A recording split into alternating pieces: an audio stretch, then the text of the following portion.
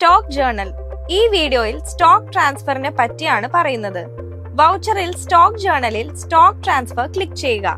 നമ്മുടെ കമ്പനിയിൽ ഒരു ബ്രാഞ്ചിൽ നിന്ന് മറ്റൊരു ബ്രാഞ്ചിലേക്ക് പ്രോഡക്റ്റ് ട്രാൻസ്ഫർ ചെയ്യുന്നതാണ് സ്റ്റോക്ക് ട്രാൻസ്ഫർ കൊണ്ട് ഉദ്ദേശിക്കുന്നത്. ഇവിടെ ഫ്രം ബ്രാഞ്ചിന്റെ അണ്ടറിൽ വരുന്നതാണ് ഫ്രം ഗോഡൌൺ. ഫോർ എക്സാമ്പിൾ, ഒരു ബ്രാഞ്ച് സെലക്ട് ചെയ്യുന്നു, അതുപോലെ തന്നെ ടു ബ്രാഞ്ചും സെലക്ട് ചെയ്യുക. അത് കഴിഞ്ഞിട്ട് നമുക്ക് കൊടുക്കാനുള്ളത് പ്രോഡക്റ്റിന്റെ പേരാണ്. ഒരു പ്രോഡക്റ്റ് സെലക്ട് ചെയ്യുക. പിന്നെ നമുക്ക് എൻ്റർ ചെയ്യേണ്ടത് ക്വാണ്ടിറ്റി ആണ്. എത്ര ക്വാണ്ടിറ്റി ആണ് നമ്മൾ ട്രാൻസ്ഫർ ചെയ്യുന്നത് എന്നാണ് ക്വാണ്ടിറ്റി കൊണ്ട് ഉദ്ദേശിക്കുന്നത്. എമൗണ്ട് കാര്യങ്ങളെല്ലാം ഓട്ടോമാറ്റിക്കലി വരുന്നതാണ്. എന്തെങ്കിലും നോട്ട് ആഡ് ചെയ്യണമെന്നുണ്ടെങ്കിൽ ഇവിടെ ഓപ്ഷൻ ഉണ്ട്. നോട്ട്സ് എന്നുള്ള അവിടെ കൊടുക്കാം.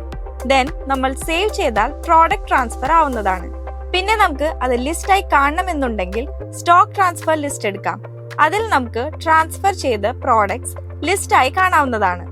നമുക്കിവിടെ ഡേറ്റ് വെച്ച് സെർച്ച് ചെയ്യാനുള്ള ഓപ്ഷൻ ഉണ്ട്. പ്രോഡക്റ്റിന്റെ പേര് കൊടുത്ത് നമുക്ക് സെർച്ച് ചെയ്യാവുന്നതാണ്.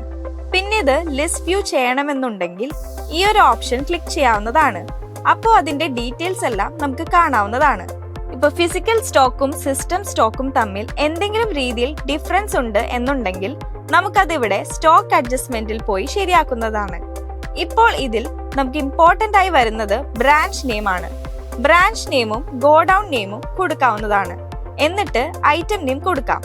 ദെൻ കറന്റ് ക്വാണ്ടിറ്റി വരുന്നുണ്ട്.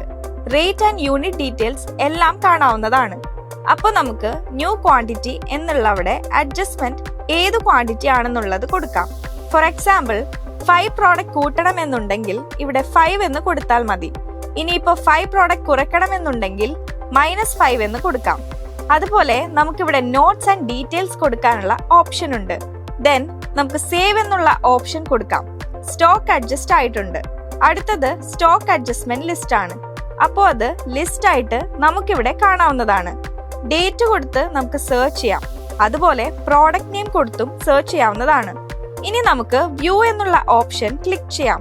അപ്പോൾ നമുക്ക് സ്റ്റോക്ക് അഡ്ജസ്റ്റ്മെന്റ് ഡീറ്റെയിൽസ് എല്ലാം കാണാവുന്നതാണ്.